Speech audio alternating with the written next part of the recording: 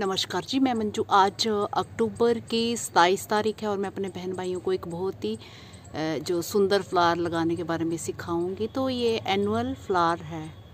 तो मैं बात कर रही हूँ कॉर्न फ्लावर की, जिसे कि बैचलर्स बटन भी बोला जाता है।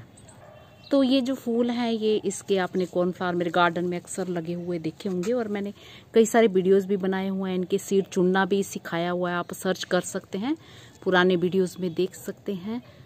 और आज साथ में मैं डेज़ी के फ्लावर भी ग्रो करना बताऊंगी। डेज़ी बहुत सारे फूलों के आगे लगता है, तो जो मुझे किसी ने सीड दिए थे तो मुझे तो ऐसे ही सुना था, तो मैं उन्हें फर्स्ट टाइम ग्रो करूँगी। और इस बार जो कॉन्टेस्ट रखा था उसमें मैंने वो सीड दिए थे, तो मैंने खैर कॉर्नफ्लावर के सीड भी इस बार दिए हैं। तो अभी आप ग्रो कर दीजिए। इनकी जो जर्मिनेशन है बहुत जल्दी स्टार्ट हो जाती है, 4-5 दिन में ही स्टार्ट हो जाती है और बहुत जल्दी बढ़ने वाले ये प्लांट्स हैं। तो आप गार्डन में अगर लगाना चाहते हैं तो बॉर्डर के तौर पे भी इन्हें ग्रो कर सकते हैं, और पोट्स और क्यारियों में जैसे लगाना चाहते हैं अपनी पसंद से, तो वो आप लगा ही सकते हैं। तो चलिए, लगाने से पहले इसके बारे में मोटे तौर पे जानकारी दे दूं। ये यूरोप का नेटिव है और इसके जो प्लांट होते हैं वो हार्डी और सीधे होते हैं। इनकी हाइट करीब आधे से 1 मीटर तक की होती है। इनमें खूब सारी ब्रांचेज होती हैं। इनकी जो 10 से 20 सेंटीमीटर की लीव्स होती हैं, ये स्मूथ होती हैं और आगे से पॉइंटेड होती हैं। तो इनके फ्लावर जो होते हैं वो ट्यूब शेप के होते हैं। तो जैसे एक फूल बना होता है ना पूरा, वो एक फूल नहीं होता। फूल के जो चारों तरफ छोटे छोटे छोटे जो जिसे हम पेटल्स समझते हैं, तो वो एक्चुअली इसके फ्लावर्स होते हैं। तो साइज़ में वो जैसे पूरा राउंड शेप में बनता है, वो 3 से 6 सेंटीमीटर होते हैं। इसकी स्टॉक लगी हुई होती है। ये जो कलर जो इसमें होते हैं, ब्लू, पर्पल, पिंक और वाइट कलर में ये पाए जाते हैं। तो प्रोपगेशन कैसे करनी होती है? तो प्रोपगेशन आप जानते ही हैं कि हमारे यहाँ का जो टेम्परेचर है, तो इसे सितंबर अक्टूबर में डायरेक्टली सीड से ग्रो किया जाता है।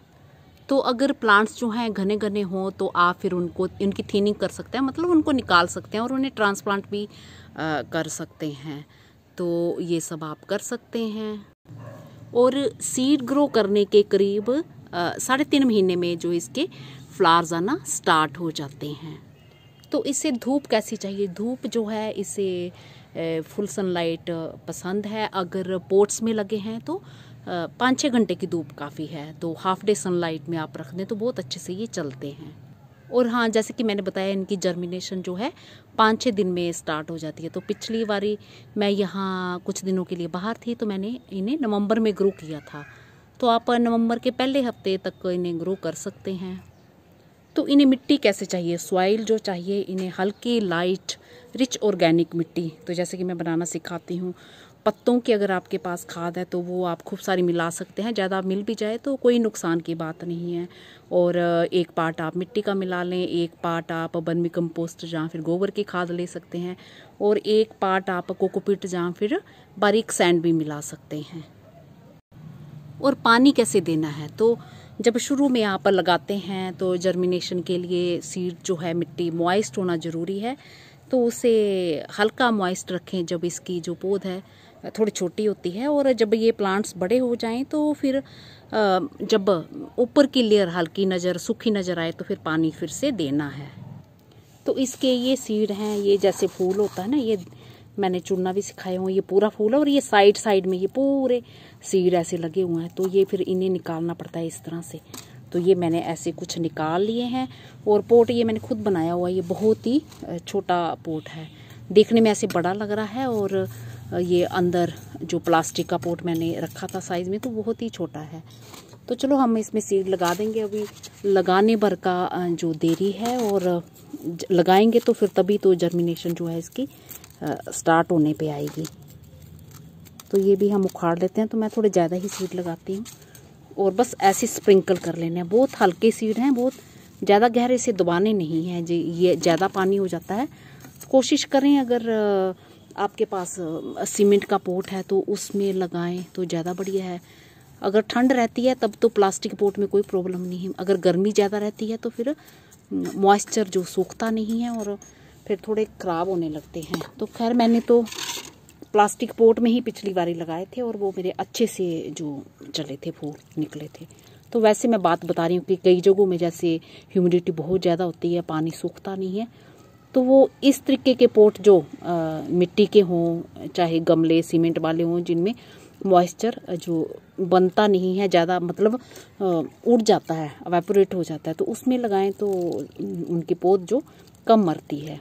तो ये बड़े ही हार्डी प्लांट है, ये देखना पूरे के पूरे 4-5 दिन में निकल आएंगे। तो ये हमारे हो गए।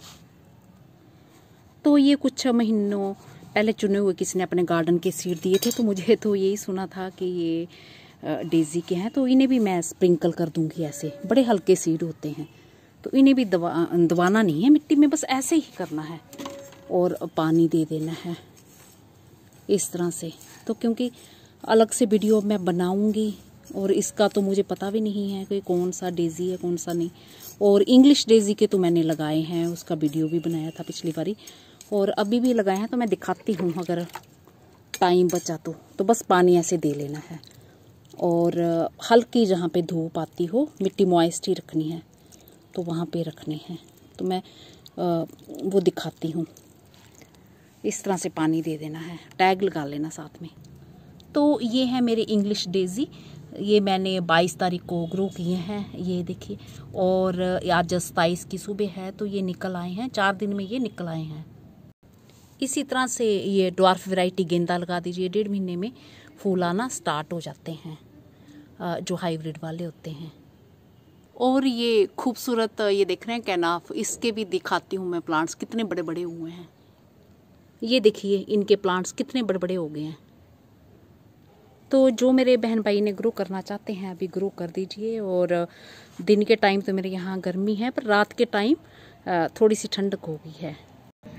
और अभी 27 तारीख को भी देखिए मेरे गार्डन में खूब फ्लावर्स जो हैं खिल रहे हैं।